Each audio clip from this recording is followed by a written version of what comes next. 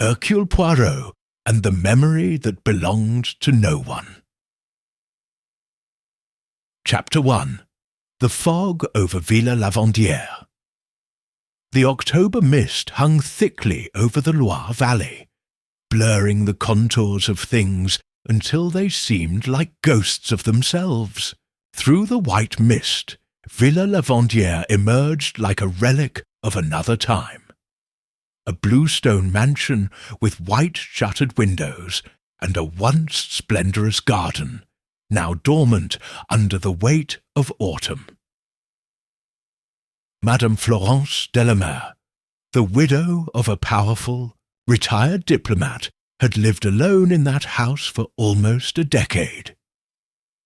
Her reputation was that of a charming but reserved hostess, a woman of refined conversation, a soft voice, and an eagle eye. And yet, that morning, the elegant stillness of Villa Lavandière was violently interrupted by a scream. "It can't be! My God! It can't be!" The gardener, a shy young man named Baptiste, was the first to enter the main hall. There, on the oriental, rug by the unlit fireplace, lay Madame Delamere, inert. But she wasn't dead. On the contrary, she was breathing heavily, her eyes open, her complexion pale as lime. In her trembling hands, she held a small, curious object that would later become the epicenter of the mystery. A sepia-toned photograph, worn around the edges, of a child on a wooden swing. When the local doctor, Dr. Montereau, arrived, he diagnosed a severe nervous breakdown. But what baffled everyone was what Madame Delamere said before losing consciousness for the second time. "That memory. It's not mine. It isn't. But I saw it. I was there. For the commune police, it was a case. For the archives, an elderly woman with a mind worn by age, perhaps the victim of some kind of delirium. But to Lucien Delamere, her nephew and sole heir, it didn't seem so simple. Nor did Florence's nurse, Mademoiselle Anne-Sophie Lemaitre, who stated that the woman had been fearful in recent days, claiming that someone from the past wanted to harm her. 3 days later, when Lucien found that his aunt's private study had been broken into and that a small mahogany box was missing, a box which he claimed contained documents relating to the will and letters from her late husband, he made a final decision. He sent a letter written in black ink and hurried handwriting, stamped urgently, and sent to a London address. The recipient, Monsieur Hercule Poirot. "A memory that belongs to no one?" Poirot murmured as he read the letterhead, sitting by the fireplace in his apartment at Whitehaven Mansions. "Or rather, a memory that someone wishes to conceal." She poured herself a cup of hot chocolate, adjusted the folds of her handkerchief with geometric precision, and gave a restrained smile. "Well, well. When a memory evokes terror rather than nostalgia, my friend Hastings, it's usually because it reveals an inconvenient truth. And that's fertile ground for my little grey cells." Hastings, with an arched eyebrow, asked, "But didn't you say that this week you were going to avoid cases, dedicate yourself to resting?" Poirot raised a finger. "Rest, yes, but let a lie hide in the mist, never." 2 days later, Poirot stepped out of a black car in front of Villa Lavandière. Lucien Delamere was waiting for him, his expression anxious, and wearing an old-fashioned wool coat. The air smelled of damp and aged lavender. From one of the upstairs windows, a figure discreetly watched. "Monsieur Poirot, thank you for coming. I don't know what to think. The police think it's all a fantasy. but my aunt was convinced something terrible was about to happen. And now, with that photograph—" Poirot narrowed his eyes. "Do you have the photograph?" "Here," Lucien replied, handing it to her with great care. Poirot examined it closely. In it, a boy of about 6 smiled innocently at the camera. The swing hung from a thick branch. Behind it, a garden very similar to the villa's. And no one recognizes this child. No one. Not my aunt, not Anne-Sophie, not the doctor. And yet my aunt insisted she'd seen him playing here, in this garden, more than 30 years ago. Poirot remained silent, his eyes fixed on the picture. "Then, sir, we'll start with the simplest. If the memory doesn't belong to anyone, perhaps it's because someone has done everything possible to make it so, and with that, Hercule Poirot crossed the threshold of Villa Lavandière, still unaware that the small face in the photograph held the key to a crime buried in time, a crime that someone was desperately trying to forget. Chapter 2. The Shadows of the Garden. The midday sun was barely able to filter through the leaden clouds when Hercule Poirot was greeted by Mademoiselle Anne-Sophie Lemaitre in the entrance hall of Villa Lavandière. The nurse was a thin woman with an angular face and restrained gaze, dressed in a simple but neat uniform, whose composure barely concealed an underlying tension. "Madame Delamere is resting," he reported in a firm voice. "The doctor has prescribed complete rest. She hasn't spoken since the night she found the photograph. Not a single word, mademoiselle. Not a single whisper, not a single murmur to reveal what is on your mind?" asked Poirot, watching her closely. Anne-Sophie looked down for a moment before answering. "Sometimes he mumbles names. He wasn't supposed to come back, he said once. And also, I promised to forget him. But I don't understand who he's referring to." Poirot nodded slowly, not missing the almost imperceptible tremor in the nurse's hands. He then asked permission to see the spot where Madame Delamere had been found. The main drawing-room was spacious, with high ceilings and a large, unused marble fireplace. The carpet still bore the faint marks of the fallen body. Poirot walked around the room with short, measured steps, stopping in front of a bookcase containing family history volumes, photo albums, and a row of porcelain figurines. "Who else lives in the house at the moment?" inquired Poirot, without turning around. "Just me, young Baptiste, who looks after the garden, and of course Monsieur Lucien, who has come to stay since the incident," Anne-Sophie replied. "But until a month ago, a distant niece of the lady, Isabelle Dupré, also lived here. She left abruptly after an argument with Madame Delamere." "An argument? About what? I don't know for sure. But I heard it had to do with a buried past. Isabelle seemed upset, though proud. She said she couldn't continue living with secrets." Poirot tilted his head. "And where is Miss Dupré now?" "In Paris, I think. She lives with a friend." Poirot turned on his heel and examined the desk by the window. There, in an unopened letter tray, he found an envelope addressed to an art gallery in Tours. He took it delicately and read it silently.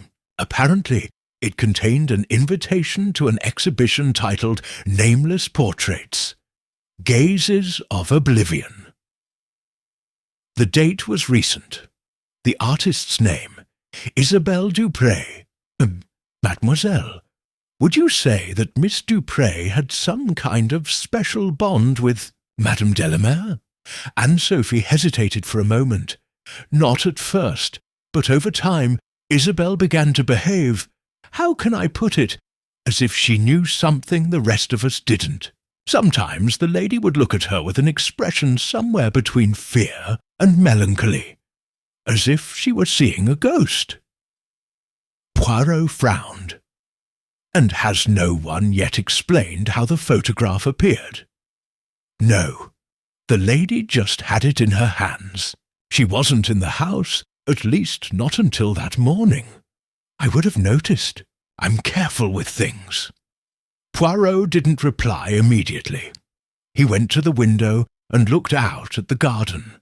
The old trees, the wrought iron fence, and in the distance, barely visible between the hedges, a forgotten swing made of rotten wood, hanging from a twisted branch. Has that swing been there for a long time? Since before I arrived? Baptiste says it predates even Madame de la Mare. No one's used it for years. Poirot turned around. So, mademoiselle, I have a somewhat unusual request. Could you help me recreate exactly what happened that morning? The place, the lady's position, what she said, everything. Sometimes when details are pieced together, silences begin to speak. And Sophie nodded slowly, not hiding her apprehension. Yes, of course. Although there are things I'd rather not remember. But yes, mademoiselle. But as you well know, memories, especially those that seem to belong to no one, are rarely willing to stay buried forever. And with that, Poirot returned his attention to the swing, which creaked slightly, in the wind, as if the past still played on it, waiting for someone to call its name. Chapter 3. Echoes of a Forgotten Name. The next day the sky had cleared just enough to allow a timid glimmer of sunlight to illuminate the gardens of Villa Lavandière. Hercule Poirot, dressed in an impeccable grey wool coat and a perfectly positioned hat, walked slowly toward the swing at the back. Behind him, Baptiste followed reluctantly, wiping his hands on a burlap cloth. "Do you want me to fix it, sir? That swing can't even hold a cat's weight," he murmured. Poirot shook his head. No, don't disturb the crime scene, or the memory. I'm interested to know if you've seen anyone using this swing recently." "No one. I've been tending this garden for 4 years, and I've never seen anyone come near it, except for Miss Isabel, once." "When was that?" "This summer." She just sat there for a while, not swinging. She just stared into space, as if she were remembering something, or searching for it. Poirot nodded thoughtfully. The wood of the seat was cracked, and one of the ropes was frayed. Still, in the golden light of midday, the swing had something evocative, almost poetic about it. A corner of the past frozen in time. "Tell me, Monsieur Baptiste, are you from this region?" "Yes, I was born in the neighbouring village. My mother worked here years ago, when the lady was still young." "And do you remember if there were children in this house?" Baptiste narrowed his eyes. "Children? Not that I know of. Madame and her husband didn't have children, it was said. They couldn't, or didn't want to. But there were rumours. There always are." "What kind of rumours?" The young gardener hesitated. "They said that during the war, when the ambassador was away for long periods, the lady left for a few months. She said she went to visit a cousin in Lyon. But when she returned, she had changed. She was colder, distant. Some believed she had been there for more than just a family visit." Poirot looked at him carefully. "And that something could have included a child?" Baptiste lowered his voice. I've never seen it, but I once found an old stuffed animal in the attic. I hid it again. It gave me a bad feeling." Poirot sighed. People often think they can bury the past in attics and gardens, but the past, monsieur, is like a seed sown badly. In time it sprouts in the most unexpected places. Back at the house, Poirot asked to speak to Lucien Delamere. He found him in the living room, leafing through an old family album. "Do you consider yourself your aunt's sole heir?" Poirot asked bluntly. Lucien was startled. "What do you mean by that?" "It's a question, monsieur, nothing more. Did she ever tell you about a will?" "Yes, several times. He told me I would receive the property, the assets, his art collection. He never remarried, and he has no children. At least, not that I know of." Poirot caught the hesitation. "And do you think he could have had one?" Lucien closed the album with a sharp click. "My aunt was a private woman. If she had any secrets, she didn't tell me. But I don't see how that affects the matter. No one has come forward to complain about anything." "Sometimes memories don't come to claim inheritances, monsieur, but to settle scores." Lucien frowned. "And that photograph? Do you think it belongs to some hidden chapter of his life?" "I think it's possible." "And I also think that boy," said Poirot, taking the photograph from his inside coat pocket, "once played here. Perhaps not as a son, but certainly as a witness to something important, something that should be forgotten." Lucien stood up abruptly. "This is absurd. My aunt is sick. That image could have come from anywhere. Isabelle could have left it before she left." Poirot raised an eyebrow. "A sheer, interesting gesture, sir. You just spontaneously linked the photograph to Isabelle." "Why?" Lucien didn't reply. He just hurried out of the room. That night Poirot carefully searched Madame Delamar's bedroom. She was still sound asleep under the influence of sedatives, but beside her bedside table lay a hard-bound notebook. Inside, pages of elegant but shaky handwriting contained scattered thoughts, literary quotations, and suddenly, on an undated page, a different fragment. "I saw him from the window. He shouldn't be there. He can't be there. That face, it's the same. Time hasn't touched it. How can I remember his name if I've never heard it?" Poirot gently closed the notebook. The mystery was deepening, and the answers seemed to slip through, his fingers like water. But he knew the right moment would come. Because when a memory persists in someone who didn't experience it, it's a sign that it has been implanted, or that it has been denied for too long. Chapter 4. The Mahogany Box. Dawn, as a thin mist crept over the stone paths, Hercule Poirot rose with the precision of a Swiss watch. He had slept little, disturbed not by the cold of the villa or the silence of the countryside, but by the constant intrusion of a single image, the face of the child on the swing. After dressing with his characteristic care and adjusting his tie, not to perfect symmetry, Poirot asked Anne-Sophie Lemaitre to accompany him to the attic of the house. There was no official reason for this request, except the unshakable intuition that the oldest secrets lay dormant in forgotten places. The attic smelled of aged wood, dust, and the unspoken scent of years. There were trunks covered with blankets, a broken hobby horse, and unlabelled boxes. Anne-Sophie lit a kerosene lamp and stood near the ladder, visibly uncomfortable. "What exactly are you looking for, Monsieur Poirot?" "Mademoiselle, it's not so much what I'm looking for as what has been attempted to be hidden. There are objects that don't disappear with time. They just change location, waiting to be rediscovered." Poirot began examining the boxes one by one. Some contained outdated clothes, others letters in already yellowing envelopes. But in a corner, partially covered by a linen cloth, he found something more promising. A small lockable mahogany box with no visible inscription.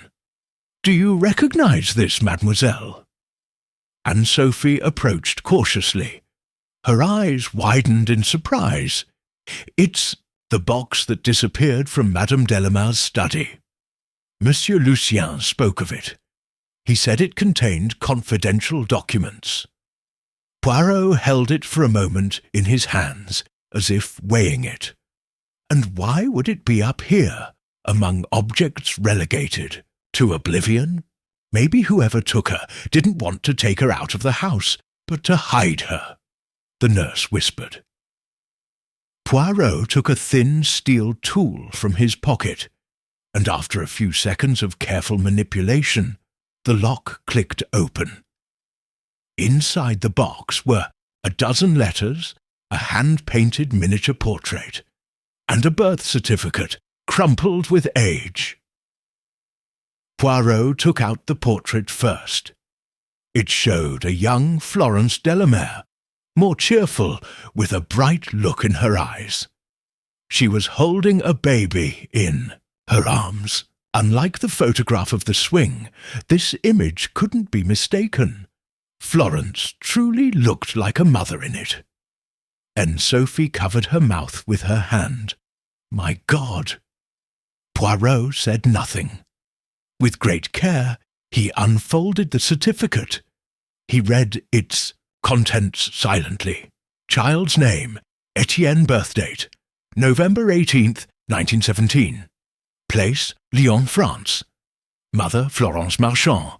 Number of Madame Delamere's Solterra. Father, without constancy. Poirot exhaled slowly and placed the document on the open box. So, it was true. Florence had a son.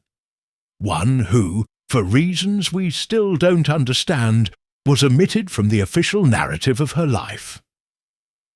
"And the baby?" Anne-Sophie asked, barely above a whisper. "We don't know yet.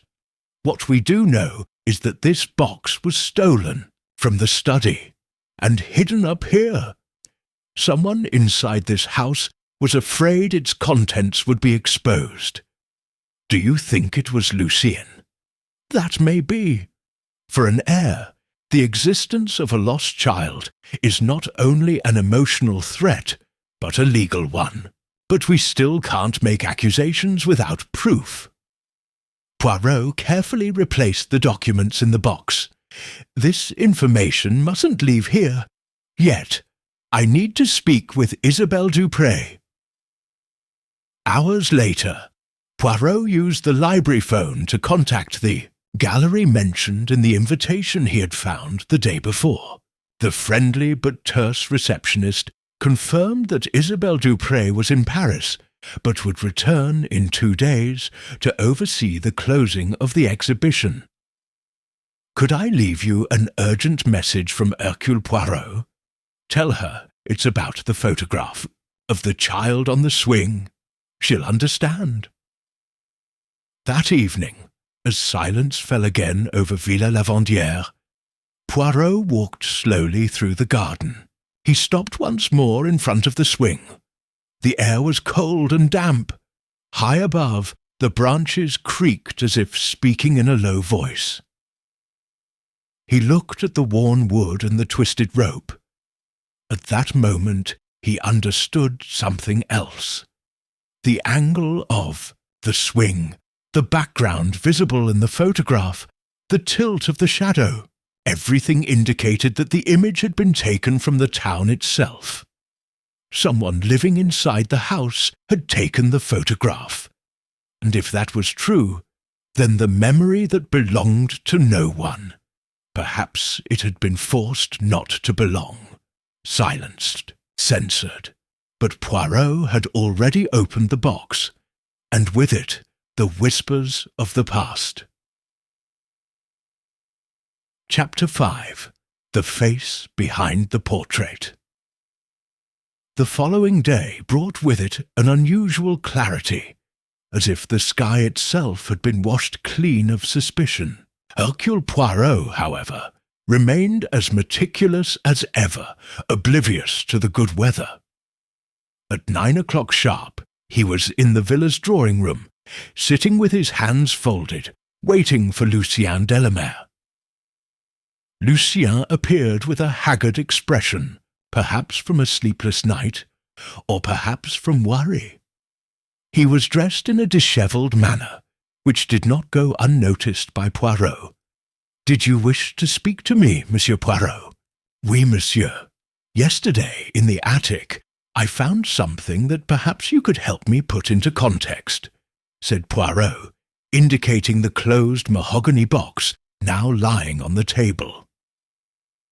Lucien paled slightly, but quickly composed his face. Where was that?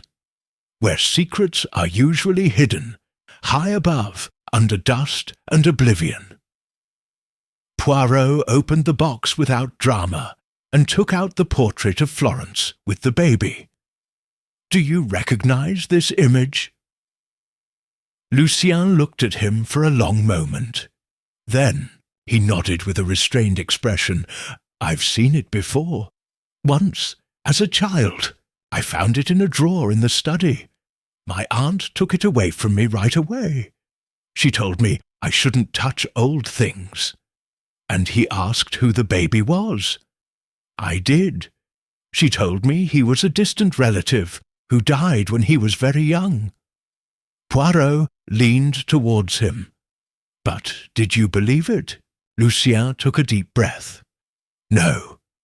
But I didn't mention it again either. It was obviously making her uncomfortable."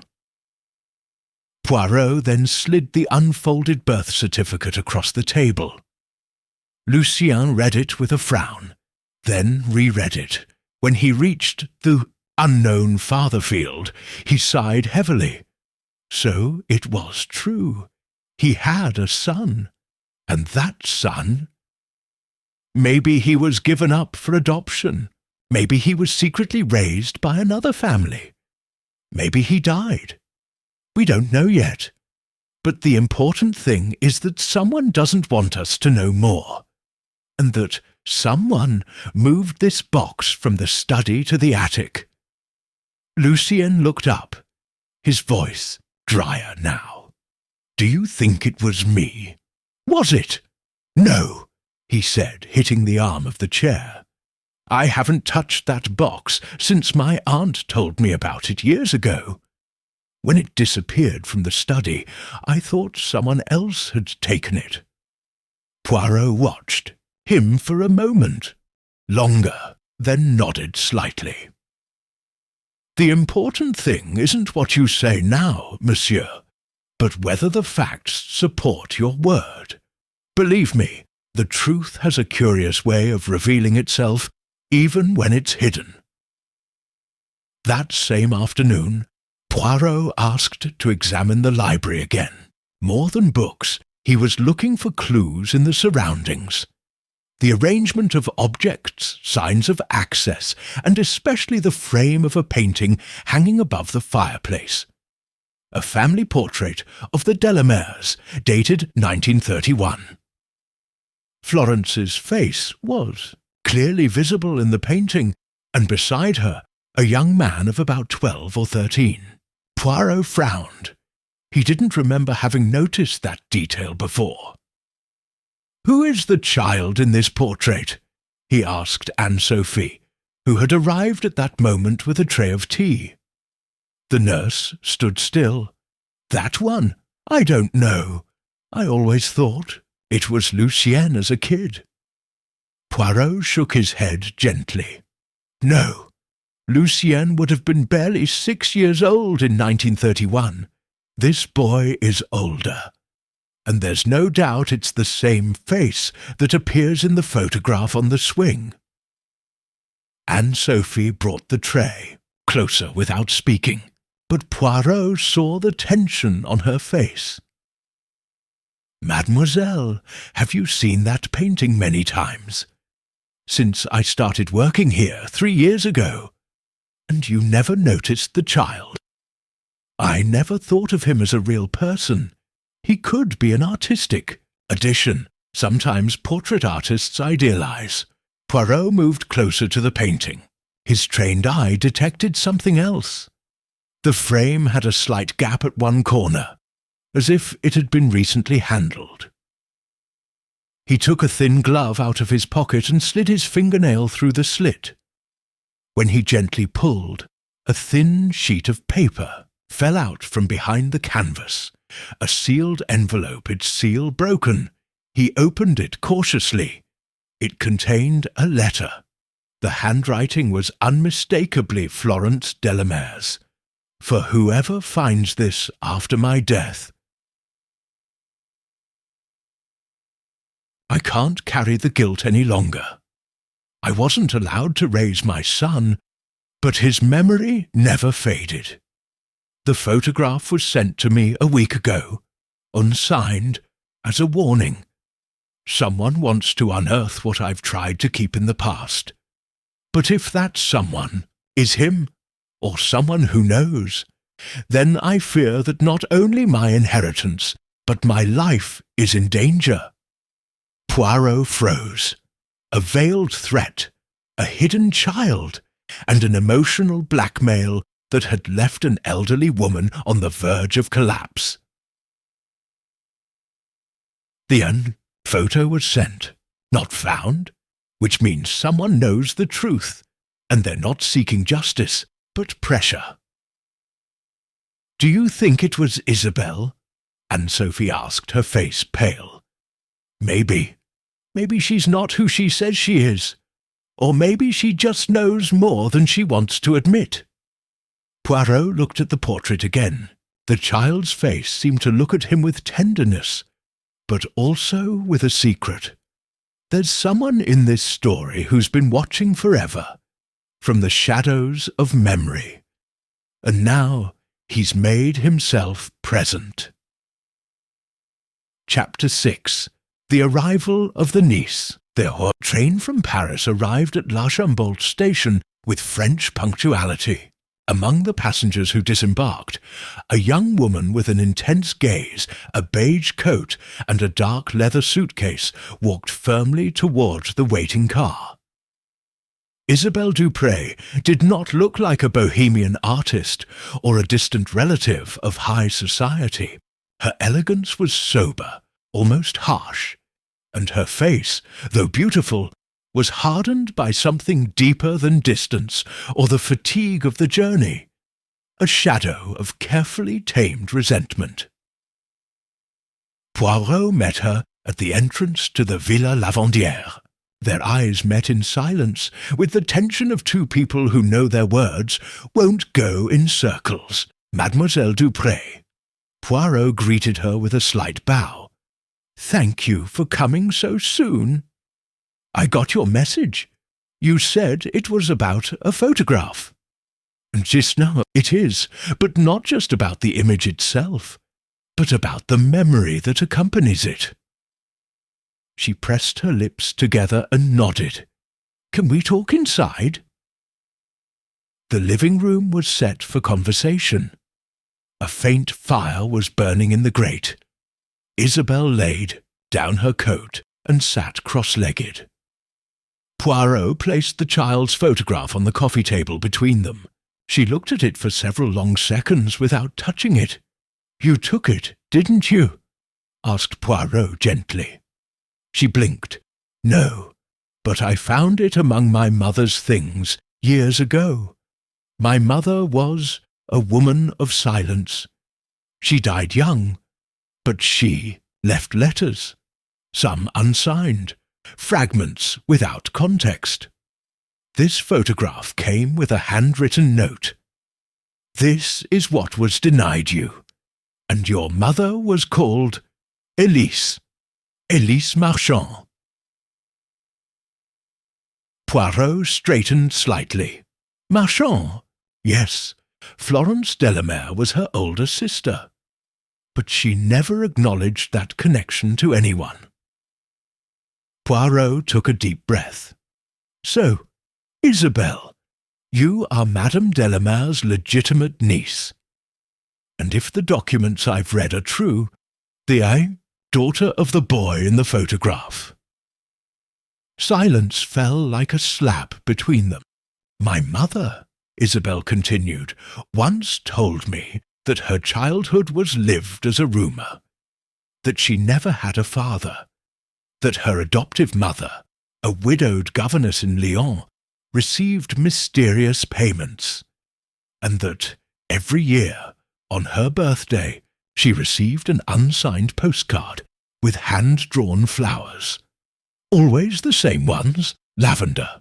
Poirot listened without interrupting, his eyes fixed on hers. And why didn't you introduce yourself to Florence earlier? For what?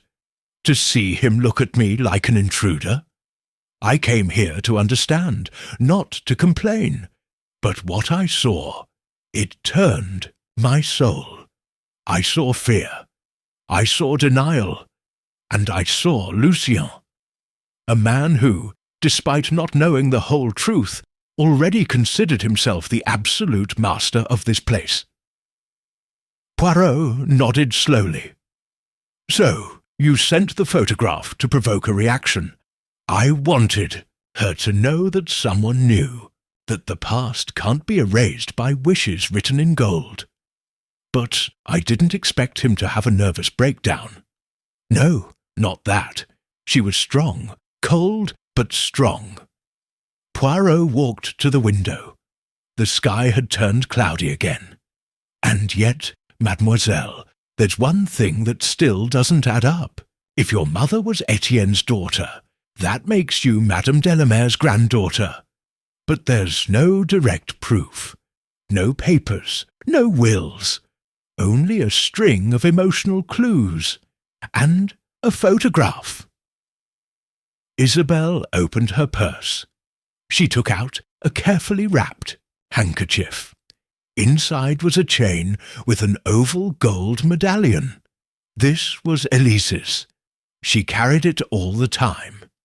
It only opened with a little pressure on the base. My mother gave it to me before she died. I didn't open it until a few months ago. Poirot took the locket. He examined it with a magnifying glass. He opened it. Inside, in miniature, was a picture identical to that of the child on the swing, and a dried, perfectly pressed flower. Lavender. Poirot looked up. His eyes shone with lucidity. This changes the playing field, not as legal evidence, but as a silent message from a mother to a daughter, and perhaps as a warning sign to anyone who can interpret it. Warning? Mademoiselle, if Florence kept these secrets her entire life, do you think she did it alone? Perhaps someone else knew as well. Perhaps someone else has done their best to keep the past buried, even today. Lucien? Maybe. But if he'd known for sure that you were an heiress, he would have acted differently. No. Here's another, as yet unidentified figure, moving carefully, manipulating objects and erasing traces. Someone who isn't afraid of memory. Someone who fears revelation. Later that evening, Poirot returned to the study. He reread the letters found in the mahogany box, paying particular attention to one signed simply E. The handwriting matched a dedication found on the back of a painting hanging in the hallway. And at that moment, an idea began to form in his mind, not about who the child on the swing was. He already knew that, but about who pushed him. Chapter 7. Beneath the Surface of Memory. The next morning, Hercule Poirot stood in the first-floor gallery of Villa Lavandière, meticulously examining each painting. The dedication on the back of the canvas next to the studio, a delicately drawn flower signed E, was no mere sentimental detail. It was an echo, an emotional imprint that now fit with Isabel's locket, with the dried flower, with the chain of secrets that was beginning to tighten. Poirot turned when he heard soft footsteps behind him. Anne-Sophie Lemaitre. "Does anything trouble him, Monsieur Poirot?" "Mademoiselle, everything worries me when the pieces of the puzzle don't fit together yet. Tell me, how long have you been in Madame Delamar's service?"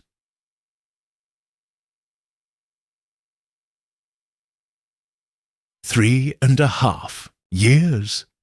And in all that time you never heard the name Etienne mentioned?" Anne-Sophie shook her head. "Never. Although, now that you mention it, there was a name that appeared in his correspondence, but I never connected it to a relative." "Which?" "Émile. In letters she kept on her dressing table. Sometimes, after reading them, her expression would turn melancholy. Once I saw her cry." Poirot made a mental note of that. "The name didn't match any previously known name. A pseudonym? An accomplice? Do you still have those letters?" "I don't know. Maybe they're still in her room. After the incident, I didn't check them." A few minutes later, Poirot found himself in Florence's bedroom. The curtains were open, letting in the pale light of day. The silence in the room was almost reverential. Poirot walked over to the dressing table and opened the drawers one by one until he found a small blue lacquer box. Inside, neatly arranged, were 6 letters, all signed Émile, none with a surname, none with a precise date, all imbued with nostalgia and something else. "Caution, my dear Florence, the past can't be buried like a stone, not when it carries a life within it that still breathes. If it ever appears, don't be afraid of it. Listen to it. Even if it hurts, it was real." Poirot closed his eyes for a few seconds. Each new piece revealed not only a secret, but a pact of silence between lovers, an uncomfortable truth that Florence had preferred to bury, until she could know longer. That afternoon, Poirot asked to speak to Isabelle Dupré again, this time in the garden. The two walked along the gravel path to the old swing. "Do you remember if your mother ever mentioned someone named Émile?" Isabelle nodded slowly. "Yes. She said he was the only man she'd ever seen treat her mother with true tenderness, that he wasn't her father, but that he protected her. A kind of silent guardian. She never met him in person, only through letters. I thought he was an idealized figure." Poirot looked at the swing, barely swaying in the breeze. Maybe he was, but he was also a witness, and perhaps an accomplice to something we still don't fully understand. Do you think that man is still alive? I don't know, but if he does, he might know who Etienne's father was, and maybe why Florence chose to remain silent. Isabelle crossed her arms, looking at the house in the distance, and Lucien. Still suspicious, but more for what he doesn't know than what he's hiding. His interest is the inheritance, but his movements, for now, are those of someone who feels the ground beneath his feet is crumbling, not of someone who dynamited it.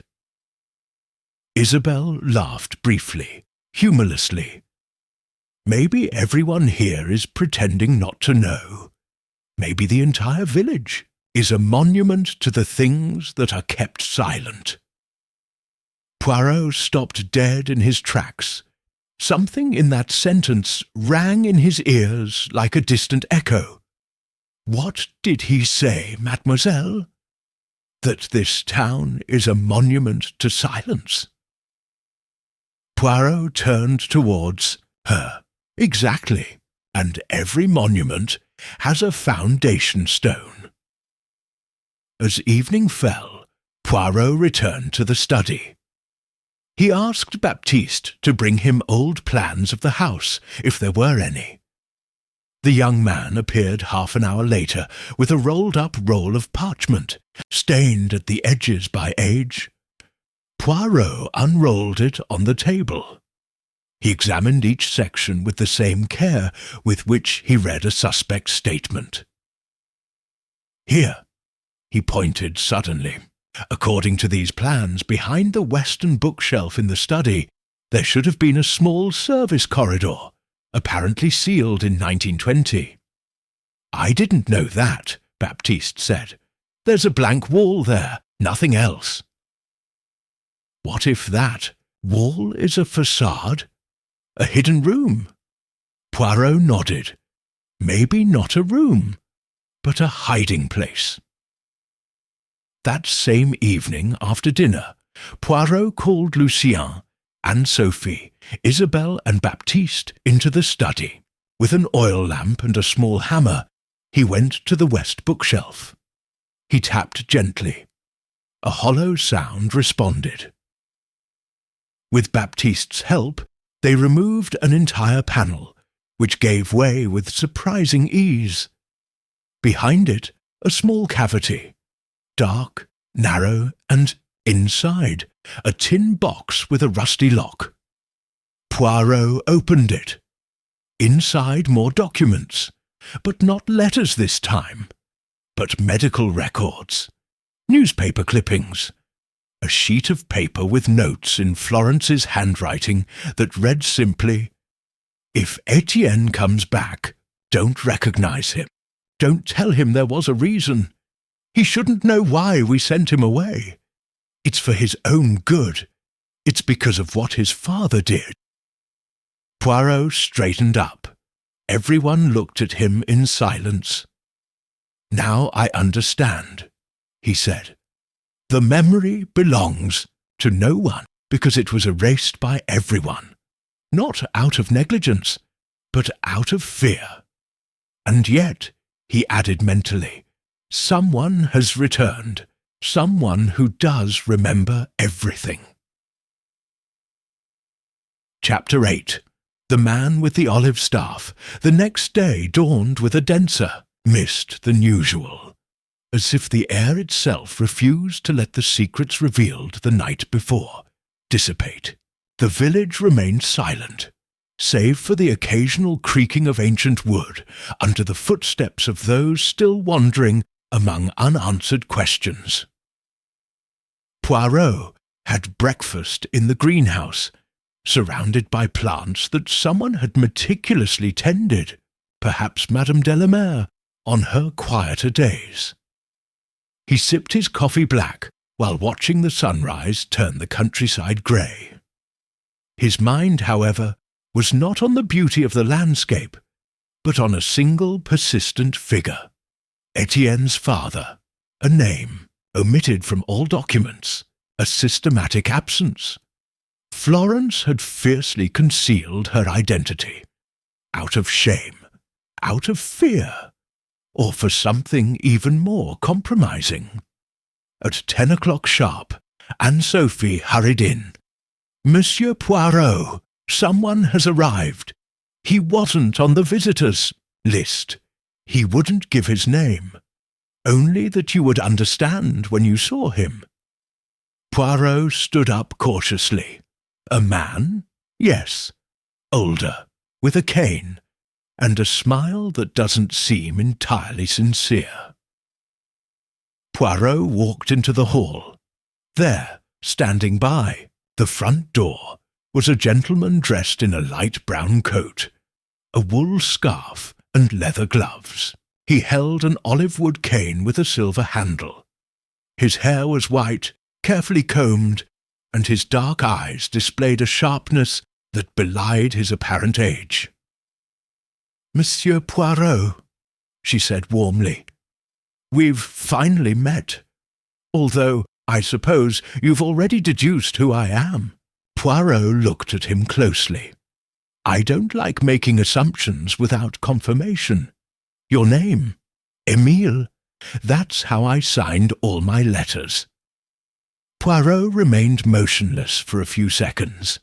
Then he indicated that she should go into the living room. "You were Florence's confidant. Her lover, Émile, was unfazed. I was her friend, her shadow, and at times something more. But never her husband. She didn't want marriage. She wanted silence. Silence about Etienne. Above all, Florence was a woman caught between loyalty to her family name and a mistake made in her youth. Error? Émile leaned forward slightly. Etienne's father was an influential man, married, a politician with ambitions, protected by ambassadors. What began as a romance ended in a threat. When Florence became pregnant, he was told to disappear for a few months. He returned with a child. A few years later, he was required to hand it over. Poirot frowned, and she accepted it.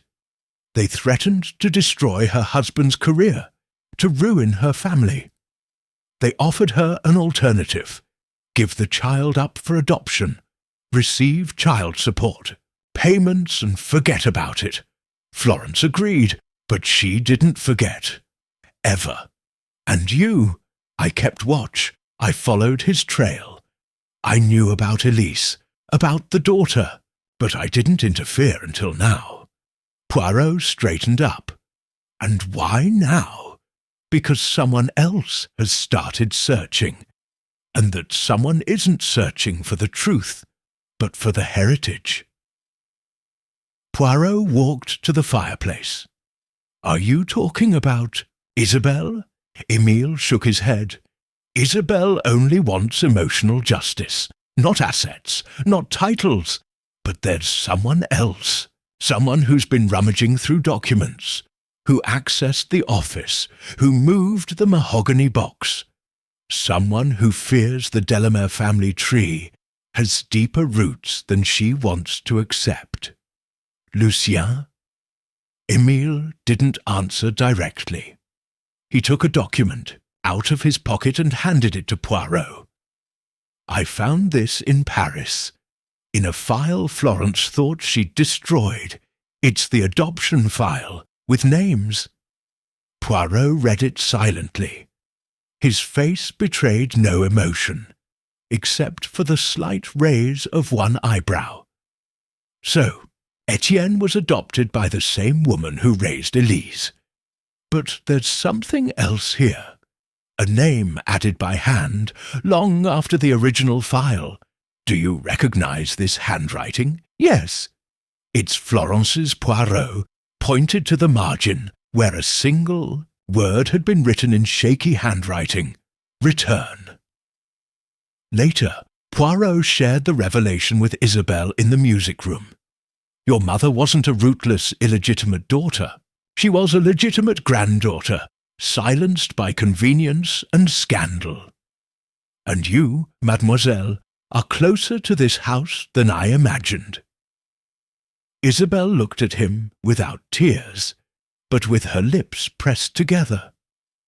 And Etienne's father, Poirot, tilted his head. That, I'm afraid, remains the darkest link. But now I know one thing. Whoever sent that photograph didn't do it just out of spite. They did it to warn that the past has returned. What if Etienne didn't die? Poirot narrowed his eyes. So, mademoiselle, there's an adult walking among us, with a memory that does belong to him, and with a story he hasn't told yet. Chapter 9. The Man Who Never Used His Name. Night fell over Villa Lavandière like a sheet of dark velvet. Inside, oil lamps cast flickering shadows against the tapestry walls, while Hercule Poirot, seated in his usual armchair, arranged his thoughts like pieces on a chessboard. Émile had discreetly withdrawn after handing over the adoption file, and the silence he left behind was more eloquent than any confession. The father's name was still missing, but the handwritten word, "He's back," contained more threat than nostalgia. Someone from Florence's past had returned, and he wasn't looking for forgiveness. Shortly after 9, Baptiste timidly knocked on the study door. "Monsieur Poirot, there is a visitor." At this hour? No, it wasn't someone who rang the bell. I found him in the garden. He was walking near the swing. He said he was a friend of Madame Delamare. Poirot stood up instantly. "Is he still here? In the lobby? He didn't want to come in. He says he prefers the fresh air." Poirot walked toward the entrance, his heart beating faster than usual. There, standing by the half-open door, was a man in his 50s. Tall, well-dressed, with grey hair brushed back, and eyes that fixed on no fixed point. He held a hat in his hand, and had the look of someone accustomed to observing without being observed. "Good evening, monsieur," said Poirot with his usual courtesy. "May I know your name?" The man looked at him for a long moment. "I haven't used it in years. Maybe you can tell me who I am." Poirot didn't blink. "Etienne." The silence was the only confirmation he needed. The man looked down and nodded. "Yes, at least that's what a piece of paper I saw when I was 16 said. I later learned I'd been erased from the history of this house." Poirot led him into the drawing-room without a word. Once there, with the fireplace crackling softly, they sat down opposite each other. "How did you know you had to come back?" "The photograph. They mailed it to me, no return address. But it didn't need a signature. It was like a broken mirror from my childhood. The last image I have of this place. Did you send it?" "No, I received it. I assumed it was an invitation, or a warning." Poirot observed her expression carefully. There was anger, yes, but also a resigned sadness. "What do you remember about Florence?" Etienne hesitated. "A little.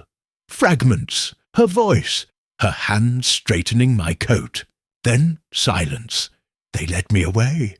A new family. New rules. They told me she was dead." "And your father?" A slight shudder crossed his face. "I met him once. He didn't tell me his name. Just that I had to forget it. That it wasn't a mistake, but a danger." Poirot leaned forward. "How did you know to come back then?" "I found letters. Papers my adoptive mother had hidden. They talked about the villa, about a garden, about a cruel decision. And then Isabelle. She contacted me weeks ago. She told me what she knew. She sent me the image." Poirot narrowed his eyes. "But then he lied. Who? Isabelle?" "She said she found the photograph among her mother's papers. That she didn't know anything else. But you claim she contacted you first. That she was the one who sent you the image." Etienne looked down. "I thought you knew. I didn't imagine you were lying. Why?" Poirot stood up. "That, sir, is what I must now uncover. Isabelle has constructed a narrative based on true emotions, but with selective details. And that, when it comes to a crime, is always dangerous. Crime? Do you think all this, said Poirot, stretching his arms toward the house, has been just about identity and heritage? Florence Delamere didn't fall ill because of old age. She fell ill because someone wanted her to collapse, someone who knew exactly what memory to bring back, to break her. Etienne stood motionless, his face pale. It wasn't just a warning. It was an attack. Poirot nodded gravely. And now that you're back, there's no turning back. Whoever tried to keep you away will know they failed. That evening, Poirot summoned Lucien, Anne-Sophie and Isabelle to a meeting in the drawing-room. Etienne watched from a corner, like a shadow with no fixed location. This villa holds more than one secret, Poirot said slowly. But the greatest of all has now come to light. The lost son has returned. Etienne lives, and his story can no longer be denied. Lucien stood up violently. This is absurd. There's no proof, just words. I can't accept a stranger claiming what belongs to me. Poirot raised his hand. No one has spoken of claims yet, only of truths. And the truth, Monsieur Delamere, is that someone in this house, he looked now at Isabelle, has not told everything they know. Isabelle paled. I just wanted it to be known, for the story to be acknowledged, for Florence not to leave without facing what she did. And what exactly did he do? He turned him in. He denied him. He never mentioned him. My mother died believing herself to be an orphan. He grew up not knowing who he was. And she lived here, as if nothing had happened. Poirot stared at her. But you didn't send the photograph just to do justice. You knew Florence wasn't well, that her mind was fragile, and you also knew that she was taking a tonic with barbiturates.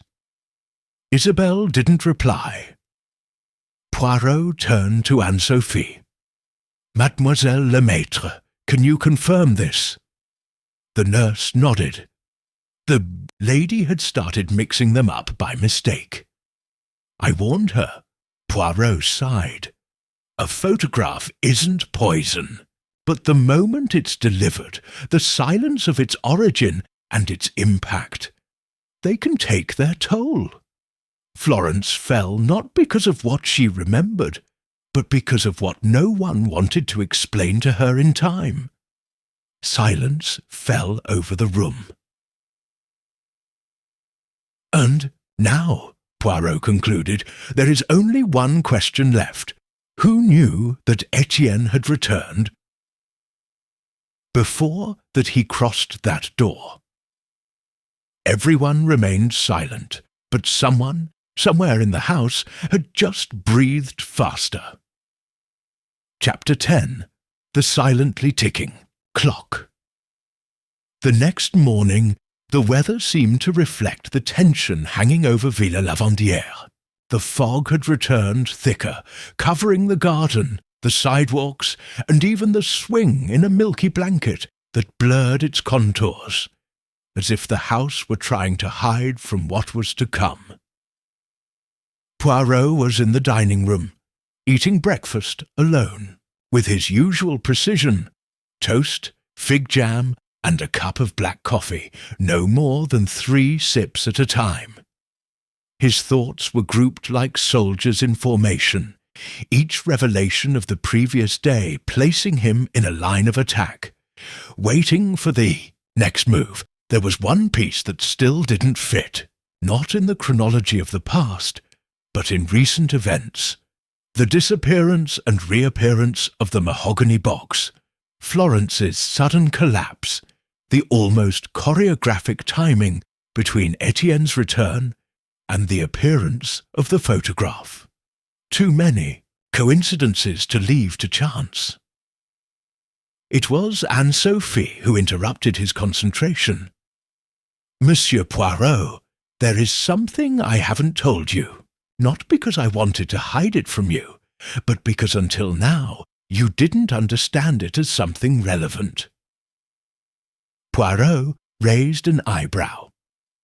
"Mademoiselle, in my experience, what people judge to be irrelevant is often the most revealing." The nurse sat down opposite him, visibly uncomfortable. The night the lady collapsed, the hall clock had stopped at exactly 2:15 in the morning. I thought it was a mechanical failure, but when I checked it later, I saw the dial was slightly scratched, as if someone had opened and closed it in a hurry. And where were you at that time? I was sleeping. My room is on the opposite wing. I didn't hear anything." Poirot narrowed his eyes. "And who had free access to the hallway? Everyone who was in the house. Lucien, Baptiste, even Isabelle. Although she had travelled days before, hadn't she?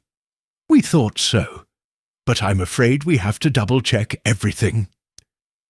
Poirot inspected the grandfather clock that same afternoon. It was an old-fashioned pendulum clock, with a small trapdoor on the side. It hadn't been forced, but the frame had a barely perceptible notch. Something had been put inside, or removed. "A makeshift hiding place," he murmured. "Perfect for someone who knows the house well." He returned to the library and asked Baptiste to show him the log of service entries and recent visits. "Is there a record of deliveries, cleaning staff and maintenance?" "Yes, sir. Here they are." Poirot examined the names. Nothing suspicious at first glance, but one entry caught his eye. A brief visit, 2 weeks earlier, from a watchmaker named René Gobert, hired for adjustment of the hall clock mechanism. Who requested this? Baptiste frowned. "Not me, and I don't remember seeing that man actually come in. Maybe he came when I was in the greenhouse." Poirot noted the name and mentally compared it with another he'd seen on the letter found behind the portrait. A barely legible signature, R.G., the same stroke. Was Gobert really a technician, or someone who left or removed something from the watch? Hours later, Poirot was in the office, meeting with Isabelle. "Did you know a certain René Gobert?" Isabelle hesitated. "Gobert? It sounds familiar. I think he was a friend of my mother's. She mentioned that name once. Why? Because someone by that name gained access to the house weeks before it all began, and I'm afraid he didn't come to adjust any clocks." Isabelle stared at him. "Do you think it was him who brought the photograph?" Poirot nodded. "Or whoever recovered it. Maybe from that same watch. But why now? Because someone activated the memory chain. And I don't think it was you alone. I contacted Etienne, but I didn't send anyone." Poirot looked at his hands. They were tense, the knuckles white. "And then who?" Isabelle hesitated, and then spoke. "There's something else. A letter I received 3 months ago. Anonymous. It said, 'The memory will return. Be prepared.'" Poirot straightened up. "And why didn't you tell me before? I thought it was a threat, or a cruel joke. No, mademoiselle, it was a warning. And you weren't the only one who received it. I'm sure Florence was also contacted, perhaps with more violence." That evening Poirot called everyone into the drawing room. The flames danced in the fireplace, and for the first time Etienne sat next to Isabelle. Lucien, standing apart, stiffly crossed his arms. Poirot spoke calmly. Much has been hidden. Lies have been told, sometimes out of compassion, other times out of fear. But someone manipulated recent events with intimate knowledge of this house. The clock was tampered with. The mahogany box was moved. The photograph was sent at exactly the right moment to disrupt Florence's mind. It wasn't an act of passion. It was a strategic move. What are you implying, monsieur? Lucien interrupted. I'm suggesting, monsieur, that if we don't act now, there will soon be another attack. Perhaps not an emotional one. Perhaps fatal. The silence that followed was absolute. Poirot interlaced his fingers. And that threat, mes amis, does not come from the past. He paused dramatically. It comes from someone who is here. Now, Chapter 11. The alibi that was silently broken.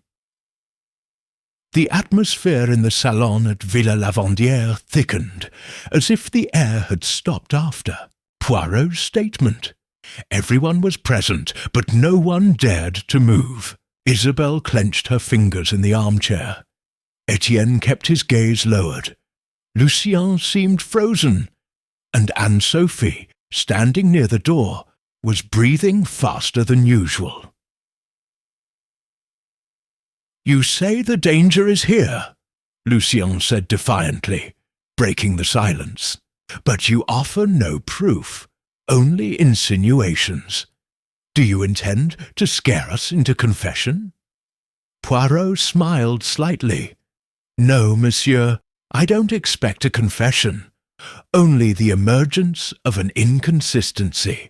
And believe me, when one lives among fragmented truths, lies always end up stumbling over the details."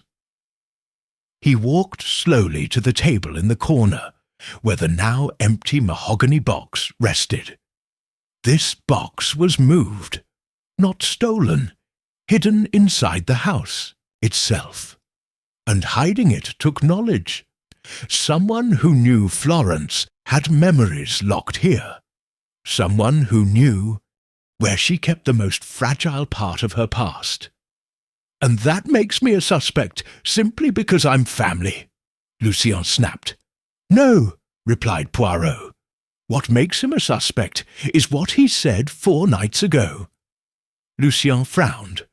"What did I say?" "My aunt showed me this box when I was a child. She took it out of my hands and told me not to touch old things." "Yes.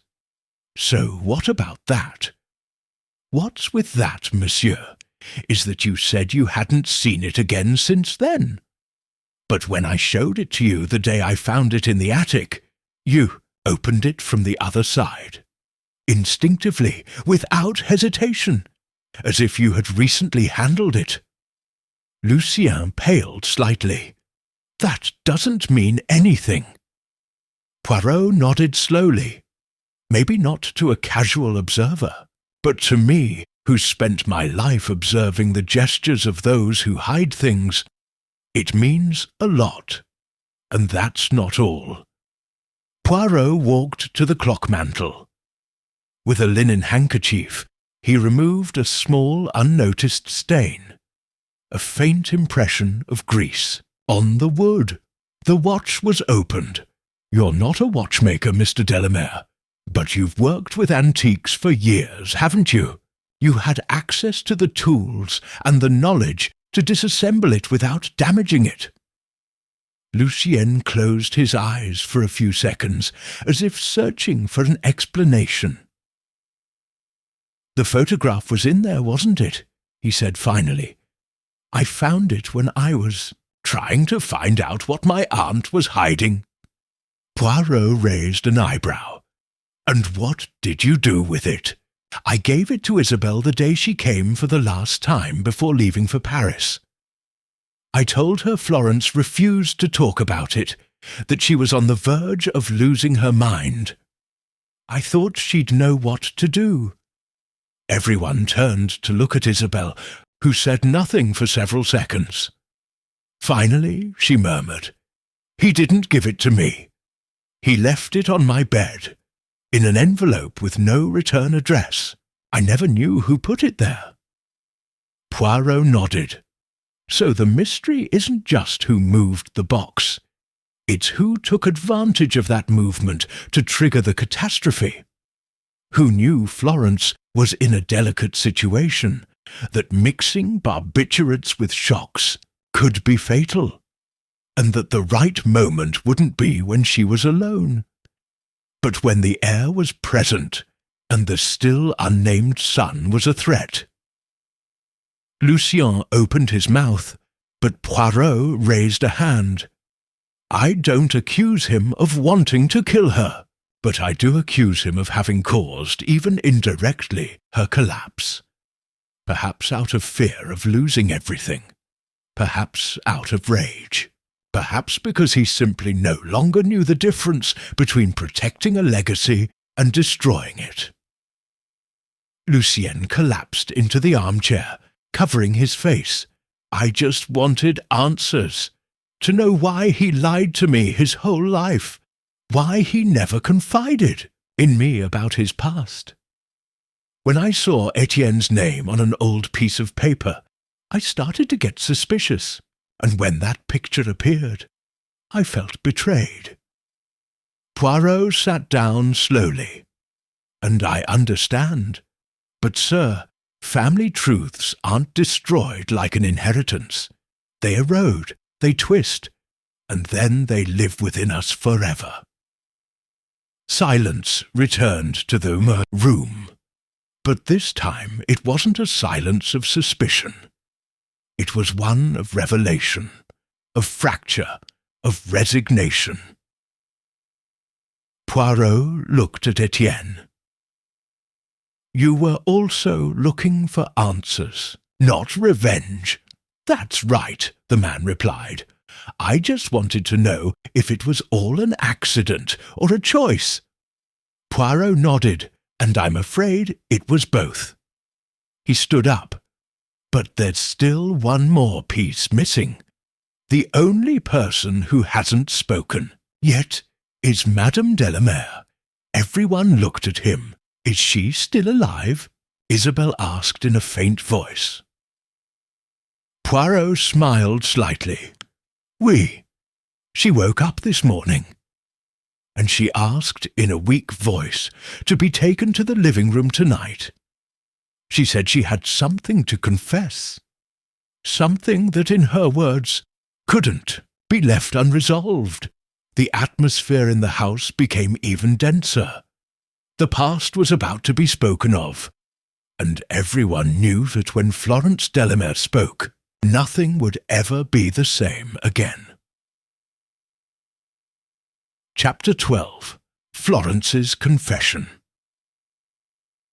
At 8 o'clock sharp, as the distant village bells began to ring through the mist, Madame Florence Delamere was ushered into the parlour of Villa Lavandière. The old woman sat in a wheelchair, wrapped in an ivory wool blanket, and wearing a silk scarf tied around her neck. Her face, though visibly gaunt, retained that serene haughtiness that had characterized her bearing throughout her life. But her eyes were now two windows open to a past that could no longer be denied. Poirot sat beside her with discreet solemnity. Lucien, Isabelle, Anne-Sophie, and Etienne took their respective seats, like witnesses summoned by fate. The fire in the grate crackled softly, filling the gaps in the silence. Florence raised a trembling hand. "I don't have much strength, but what I have left, I owe it to the truth." Poirot nodded respectfully. "Take your time, madame. No one will interrupt you." She breathed deeply, like someone preparing to dive into icy water. "When I was 27, I met a man. He wasn't an adventurer or a seducer. He was someone more dangerous than that. He was charming. A rising politician, married, with ambitions that made him as skillful with words as he was cold with consequences. I fell in love with him, or I thought I did. When I got pregnant, his reaction was immediate. That must go. He didn't say it with fury, but with calculation. She paused, and Poirot noticed Isabelle lower her gaze, and Etienne clench his fists. I took refuge in Lyon. Etienne was born there. For a while, I convinced myself I could raise him in secret. But then the pressure began. Not direct threats. That wasn't necessary. A letter was enough. Then another. My husband, who never knew the truth, was summoned to an embassy in Asia, and I accepted the condition to hand over the child. I did so under another name. He was adopted by a reputable widow. He received care, an education, but he didn't receive the essential thing, his identity. Florence swallowed with difficulty. I returned to my social life. I hosted dinner parties, grew lavender, collected art, and I lied to everyone, even to myself. The only one who knew anything was Emile. He helped me track Etienne. He sent me reports, photographs, every year, a small consolation. He looked at Etienne for the first time since he had been brought into the living room. I watched you grow without seeing you. I hid behind logic. It was for her own good. There was no choice. Excuses. I became a woman who lived surrounded by beauty, but held together by a rift that kept growing. Poirot bowed slightly towards her. And what happened 3 weeks ago? I received an envelope with no return address. Inside was that photograph, and a single handwritten sentence. Now he remembers. It was like a gunshot, not for what it showed, but for what it took away from me. The possibility of continuing to pretend. Everything collapsed. The time, the excuses, the strength I still had left. Did you recognize the handwriting? No, but I felt his presence, as if that man, Etienne's father, had returned, or someone who knew enough to reopen the wound. I thought I would die with the secret, that no one would have to bear the burden of my mistake. Florence now turned to Lucienne, with an expression that was a mixture of sadness and affection. And you, dear boy, you were also a victim of my silence. I gave you affection. I raised you as an heir. But I knew, deep down, that the weight of the truth would one day catch up with you. It wasn't fair to either of us. Lucien didn't reply. His face remained motionless, but his eyes shone with moisture. And the mahogany box? Poirot asked gently. Did you know it was missing? Yes. I realized it immediately. Whoever took it knew what it meant. That's why I tried to write a letter. Not to accuse, but to prevent. But then my mind started to fail, and the past invaded me like a fever. Poirot nodded slowly. He had almost all the pieces. Only one was missing, Madame, the man who sent you the photograph. Do you think he was the father? No. He died years ago, under unclear circumstances. Someone else did it. Someone with an interest in making it known, or in not making it all known. And that someone is closer than we think. Everyone tensed. Poirot kept his expression neutral. Do you suspect anyone? Florence looked at Isabelle, not with hostility, but with compassion. She was looking for answers, and she deserves them. But she wasn't the one who made the first move. His eyes now shifted to Anne-Sophie. The nurse took a step back, visibly upset. Me? Are you implying that I'm not implying, Florence said, her voice grave. I'm just remembering. You were the one who brought me the envelope. A letter arrived, madame, you said. But there was no stamp. It didn't come from the post office. You put it on my bed. Anne-Sophie froze. I thought it was a private letter. I found it on the desk. I didn't know. Poirot narrowed his eyes. Mademoiselle Lemaitre, I'm afraid you've just made your first mistake. The tension plummeted again. Anne-Sophie stood, her expression petrified. Poirot approached slowly. You knew it was supposed to be delivered directly to Madame Delamare, but there was no way of knowing what the envelope contained, unless you had opened it. No, I didn't open it. So how did you know it was private? Silence. Florence closed her eyes. It wasn't an act of hate. It was fear. She heard me talking, to myself, repeating names. She thought I was hurting myself. She didn't know who to turn to, and she decided to push me a little further. Poirot took a step back. Madame Delamare, you've done the hardest thing. You've told the truth, and in doing so, you've saved more than one life, including your own. That night, each inhabitant of Villa Lavandière retired to their rooms with more weight than luggage. There were no arrests, no shouts, no raids, only the fragility of a revealed truth. Poirot, before going to sleep, wrote down a sentence in his leather notebook. Not all crimes need punishment. Some just need to be remembered, so they don't happen again. Epilogue. The memory that finally found its name. 2 weeks later, the mist had given way to an early spring. The lavender fields were beginning to spread their scent like a promise of rebirth.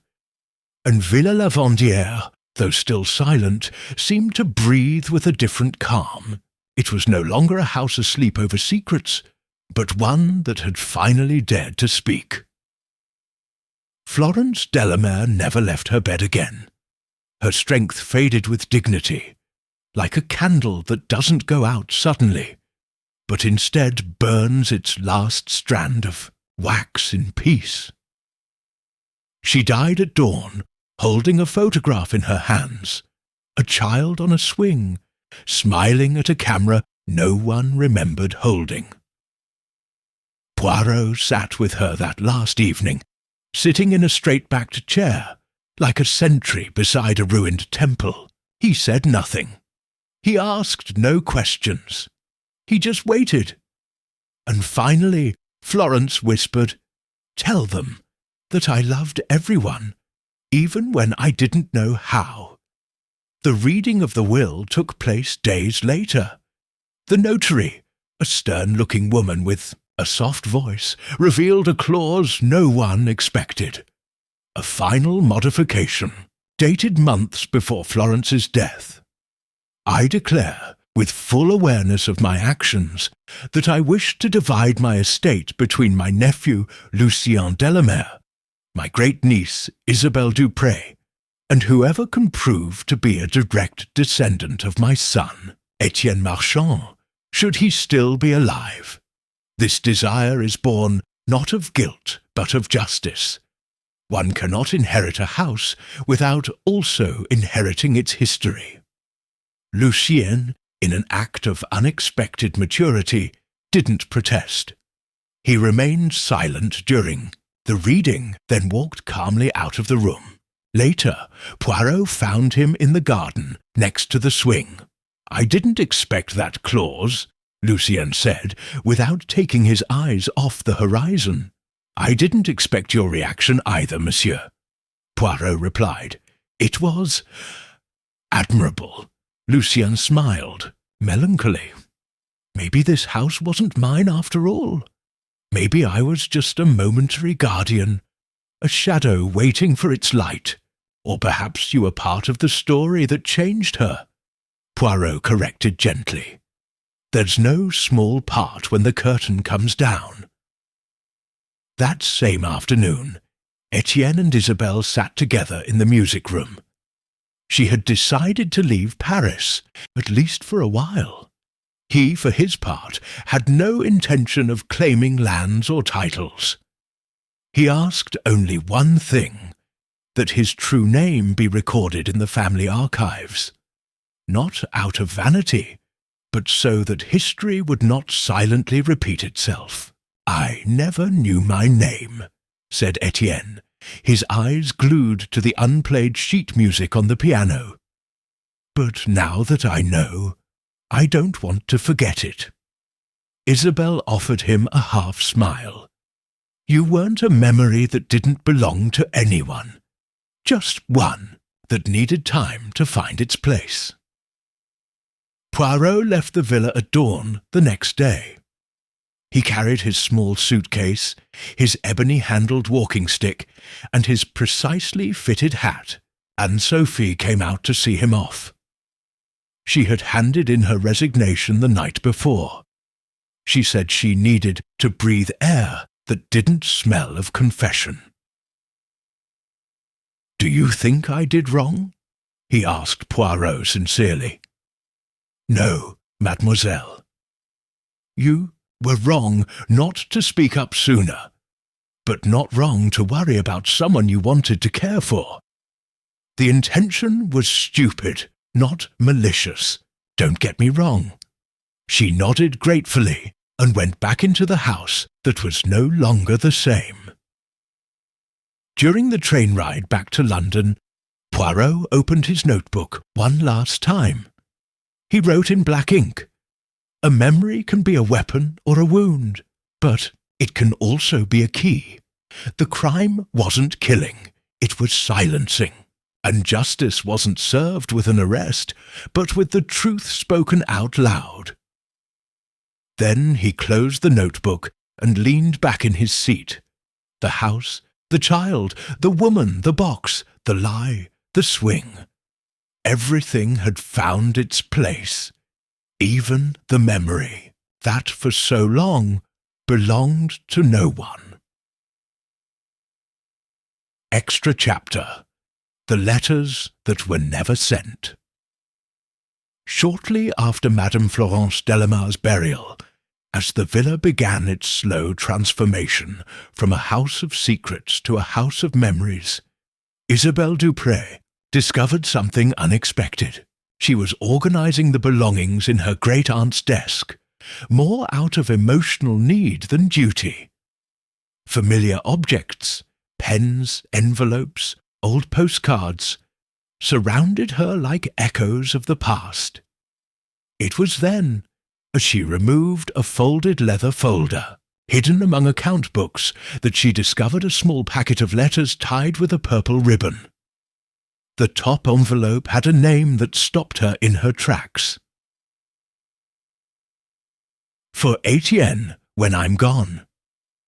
Isabelle remained motionless for several minutes. Light slanted through the half-open curtains, and outside the distant sound of the rusty swing, still standing, still intact, seemed to reflect the discovery. Hours later, sitting in the same library where so many revelations had come to light, Isabelle handed the package to Etienne. She said nothing. She just placed the letters on the table as if she didn't want to interfere between mother and son, even though the mother was no longer there. Etienne looked at them for a long time, before picking up the first one. The paper smelled of old ink and floral perfume, as if time had embedded itself between the fibres. He opened it with slow hands. "Poirot, also present, watched him from his armchair in respectful silence. The letter began like this: "My dear Etienne, if you're reading this, then everything else has failed. My silences, my barriers, my justifications. There's no sufficient defense for what I did, only an attempt to explain." As Etienne read, his brows furrowed, not out of anger, but from emotions too complex for a single reaction. Each letter was an attempt at redemption, a testament to the passing of the years. Birthdays remembered in secret, achievements noted from a distance, events in his life that Florence shouldn't have known about, but that she did. "I saw your name in the local press when you won that school award. No one told me, but I knew. I knew it was you. I saw your pose in the photo. It was your grandfather." Sometimes I wrote letters and didn't send them. I kept them in my mind. I'd say to myself, "I'll do it tomorrow." And then I'd say to myself, "It's too late." But now there are no more tomorrows. After reading them all, Etienne placed his hands on the table, closed his eyes, and remained there for a long time. Finally, he looked up at Poirot. She didn't know how, but she wanted to. Maybe not enough, or not in time. But she wanted. To Poirot nodded gently. "Love also has its time, sir, and not all of us know how to live with its delays." Isabelle looked at him silently. "What will you do with them?" Etienne shrugged. "I won't keep them as evidence. I'll keep them as a map. Not to what happened, but to prevent it from happening again." That evening, Poirot walked one last time through the garden of Villa Lavandière. He stopped in front of the swing.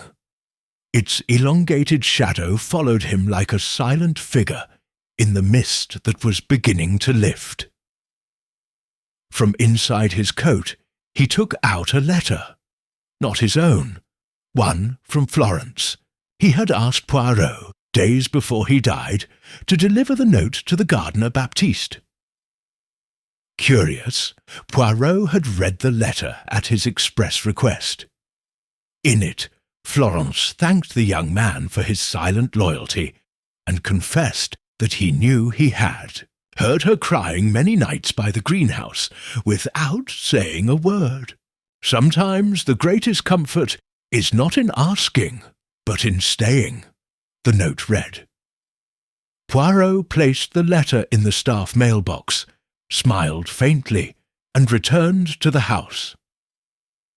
Before leaving for good, Poirot stopped in the study and left a small object on the mantelpiece, an antique silver pocket watch with an engraved inscription: "He who is not afraid to remember is not afraid to live." The train to Paris left at 6 o'clock. Poirot was travelling alone. As the countryside receded outside the window, he opened his notebook to the last page and wrote in precise handwriting.